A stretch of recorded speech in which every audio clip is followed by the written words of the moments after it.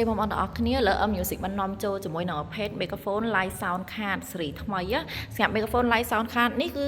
សាកសមចំពោះអតិថិជនដែលចូលចិត្តធ្វើ content live video ផ្ទាល់ឬមួយក៏ច្រៀង cover ឬមួយក៏ game in stream អីហ្នឹងគឺ recommend មែនតើជាមួយនឹងម៉ាស៊ីនស៊េរីនេះដែលម៉ាស៊ីននេះគឺមាន model A2 គឺ M700A2 ចាហើយការស្រូបវិញគឺស្រូបសំឡេងច្បាស់ល្អមែនតើហើយរូបរាងស្អាតណាជាមួយនឹង microphone ចាគឺប្រភេទ microphone នេះរូបរាងស្អាតមែនតើហើយមានជើងមួយ set តែម្ដងមកអាចចាប់បានហើយយើងអាចចល័តទាញឡើងចុះឲ្យបានណា